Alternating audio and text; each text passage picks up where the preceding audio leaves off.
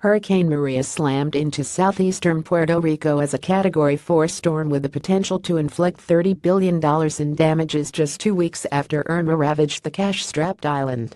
Top winds reached 155 miles (249 kilometers per hour) as Maria made landfall near Yabucoa at around 6:15 a.m. New York time, the National Hurricane Center said in an advisory. Hurricane-force winds extend as far as 60 miles from its center. The storm surge may reach 9 feet (2.7 meters), and as much as 25 inches of rain may fall in some areas. Maria's 5-day cone. Image NOAA. Maria is the fourth major hurricane and 13th storm in an active Atlantic season that's wreaked havoc from Texas to the Caribbean and left dozens dead. It could cause $30 billion in damage to Puerto Rico and the U.S. Virgin Islands, according to Chuck Watson, a disaster modeler for Enki Research in Savannah, Georgia. That's on top of an estimated $143 billion in damage in the U.S. alone from Hurricanes Harvey and Irma. The wind is going to be the main damaging issue, said Jeff Masters, co-founder of Weather Underground in Ann Arbor, Michigan. When you sum up the billions of dollars in damage this storm is going to do, wind is going to be about half of that. While Irma came close to Puerto Rico about 2 weeks ago, the only Category 5 storm to make landfall on the island was the San Felipe Segundo hurricane in 1928, Masters said. The last major hurricane to strike was Georgia's in September 1998. About 3.4 million people live on Puerto Rico, with some 380,000 in San Juan, according to the U.S. Census Bureau.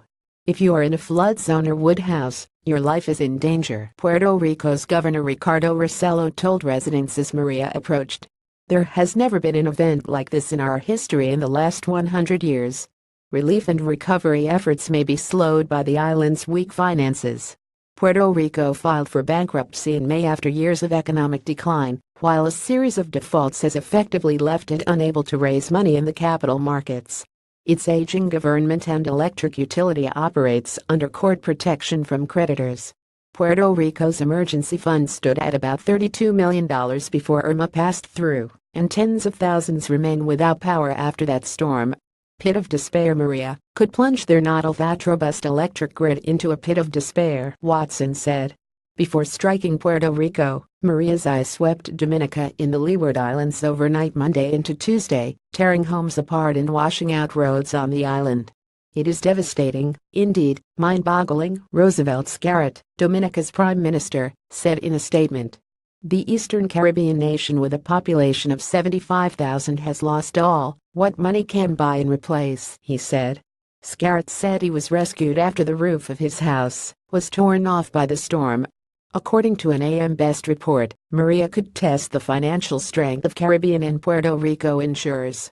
The report states, the effects of this Category 5 hurricane could be devastating to insurers and reinsurers, as the track that Hurricane Maria takes could hit areas with higher insured values, and that areas that already have sustained damages due to Hurricane Irma may suffer further damage, which would lead to concerns about which event was responsible for which damage.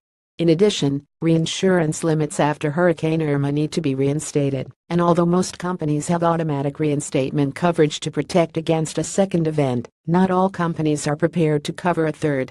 After it crosses Puerto Rico, Maria will likely graze the northern coast of the Dominican Republic before drifting into the Bahamas Saturday.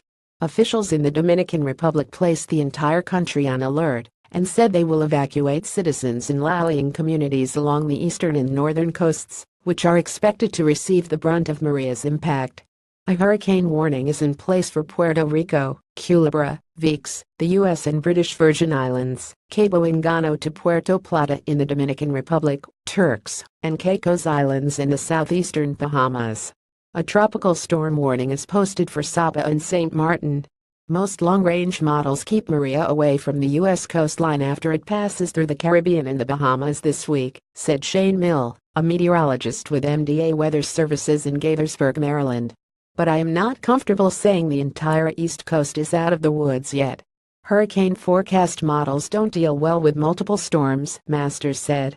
Even National Hurricane Center 5-day tracks can have an error rate of 225 miles, about the same as the distance between New York and Boston. I wouldn't be surprised to see the long-term tracks change more than we are used to seeing, Masters said. At this point we really don't know if it will affect the East Coast. Copyright 2017 Bloomberg.